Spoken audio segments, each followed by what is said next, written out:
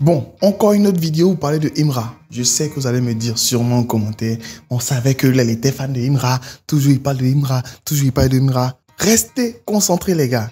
Pour l'instant, Imra est l'un des artistes ivoiriens les plus productifs. Bon, Didi B a sorti aussi un son avec toute la team et tout, dans un featuring et tout. Mais bon, pour l'instant, j'ai pas encore fini d'analyser le clip et tout. Bon, soyons honnêtes, je veux comprendre sincèrement le projet de NAS pour pouvoir vraiment faire une vidéo sur le clip du son qui est sorti. Mais pour l'instant, concentrons-nous sur Imra et le morceau qui est sorti, pour ne pas dire le clip qui est sorti de Yoruba Drill Act 3. Pour ceux qui ne connaissent pas du tout Yoruba Drill de Imra et tout, comme il a expliqué dans le premier acte, parce que je suis allé écouter le premier acte, je fais des analyses de vidéos, il a dit que la Yoruba Drill, c'est un mélange de coupé décalé, de rap ivoire et de drill. C'est ça qui donne Yoruba Drill. Et pour ce son-là, tout le monde l'avait connu sur TikTok avec le fameux challenge chou, où il y avait des courgettes qui passaient lorsque les filles criaient chou. Je ne vais pas dire le mot de manière précise parce que j'ai pas envie que ma vidéo soit supprimée de YouTube. Donc on va appeler ça des courgettes. Et Imra a été très intelligent sur ce coup-là parce qu'on peut le voir dans la vidéo. Il y a la fille qui a lancé le fameux challenge chou. Bon, pas qui a lancé, mais qui a été la première à oser le pas. C'est elle qu'on a vu première. Peut-être qu'il y avait d'autres, mais c'est elle que nous on a vu première en train de faire ce challenge-là. Et il a appelé pour le clip. Et la voir dans le clip, c'est vraiment un truc surprenant parce que la scène où elle était, c'était... J'ai regardé plusieurs fois la seule fille. Et limite, ce clip-là était limite une prophétie de ce qu'il allait faire à Yopougon les jours qui ont suivi la sortie de ce clip-là. C'est-à-dire créer limite une émeute et un rassemblement de personnes qui l'adulent véritablement. Là, c'est plus être des fans, c'est l'adulte. Ce clip est vraiment à l'image actuelle de Imra, c'est-à-dire le gars qui arrive à rassembler des foules, rassembler du monde. Et lui, contrairement à d'autres artistes où les gens les arrêtent dans la rue pour pouvoir prendre de l'argent, leur demander des trucs et autres, tous les gars qui l'appellent, même si on sait qu'il a de l'argent ou pas, c'est plus pour lui dire oh, tu es fort, tu es notre monument. Bref, c'est plus des atalakou, comme on le dit ici en Côte d'Ivoire, que les gens font. Donc, vraiment, l'assimilation de DJ Arafat à lui se fait de plus en plus ressentir, se fait de plus en plus dire, parce qu'il crée la même ferveur que créait DJ Arafat il y a quelques temps de cela. C'est-à-dire à la limite, beaucoup de personnes pensent que le pack des expositions sera une formalité pour lui, parce que déjà les tickets de 10 000 sont sold out. Il n'y a plus de tickets de 10 000. Donc c'est déjà un signe très très marquant. Et pour revenir rapidement au clip, certaines personnes ont dit que ce son-là était une réponse à Bazarov de Didi B. Mais déjà, le son était déjà disponible sur l'album, donc plusieurs fois je l'ai écouté, c'était déjà non, la réponse. Et ensuite, de deux, c'est toujours non. Parce que ce son-là, il a fait un mélange musical entre, comme il a dit, coupé, décalé, et le rap, la drill et tout ça. Et on avait un léger sample de Do Sabado qui était dit plusieurs fois de suite au début du morceau. Et là, c'est juste, on va dire, une hymne pour ses fans. Ça va être sûrement un son comme Koulibaly Diabaté que les gens vont écouter juste pour se faire plaisir, pour se faire kiffer. Même si honnêtement, Koulibaly Diabaté, sans être fan, je dis que ce son-là, il a vu un marabout comme l'a dit Booba. Il ne sait pas quel marabout il a vu pour que ce son-là soit aussi emblématique ou bien pour avoir une telle fanbase derrière lui. Si vous voulez une vidéo que j'explique concrètement pourquoi Imra réussit actuellement à soulever autant de foule, dites-moi ça en commentaire, je ferai une vidéo spécialement là-dessus pour analyser le succès actuel de Imra et pourquoi actuellement c'est lui qui mousse le plus. Dites-moi ça en commentaire, je ferai une vidéo spécialement là-dessus. Donc dans ce clip-là, pour essayer d'analyser rapidement, il a fait un clip assez simpliste.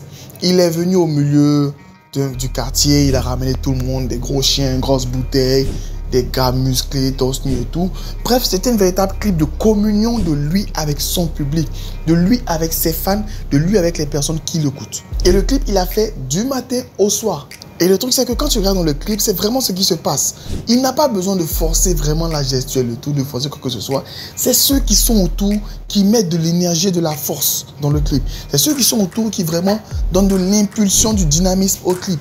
Que ce soit ceux qui sont de son équipe ou bien tout simplement les fans et tout ça qui courent derrière la voiture ou qui sont en train de faire des mouvements de foule et tout ça. Bref, c'est lui qui crée un peu cette atmosphère-là, sans vraiment forcer. Côté, on va dire, réalisation en tant que telle, comme je l'ai dit, il n'y a pas eu de véritable réalisation. C'est juste des prises de vue qui ont été filmées, de l'ambiance et tout, du tournage et tout. Il n'y a pas de scénario, il n'y a pas de mise en scène comme certains clips qu'il a pu réaliser et tout. Comme par exemple le clip avec Suspect 95 que j'ai adoré. Mais j'ai bien aimé la petite fin où il a essayé de faire un mélange entre vidéos générées par IA et des vues réelles. On a pu voir que tout simplement il a transformé, il y a une scène, il s'est mis en mode gangsta, super dark et tout, et derrière lui c'était des têtes de mort et tout ça. Bref, les gens vont faire des théorie du complot pour dire non, il y aura une tête de mort, lui encore une sorte tête de mort, il n'a qu'à faire attention à lui. Bref, sûrement il veut dire dans ça que ceux qui sont derrière lui sont des gars qui n'ont pas peur de la mort, qui n'ont pas peur d'affronter que ce soit, qui sont des combattants, ils sont là pour se battre et tout. Et comme on le dit en Côte d'Ivoire, t'écoutes Didi B, quand tu as envie de réussir, tu as envie de travailler, tu écoutes Imra pour te battre. C'est peut-être une manière drôle de dire qu'ils ont deux univers différents, mais c'est un peu ça. Imra, tu te donnes beaucoup de peps, de courage, beaucoup d'énergie. C'est pour ça que souvent ces sons qui s'écoutent dans les salles de sport. Et Didi B, tu l'écoutes lorsque tu veux aller au travail le lundi matin, lorsque tu as un peu d'énergie l'après-midi, tu écoutes Imra. Quand tu veux dormir, ou bien tu veux bosser, tu écoutes Didi B, tu vas à la salle de sport, Imra. Bref, tu fais un mélange des deux, ta vie va aller bien.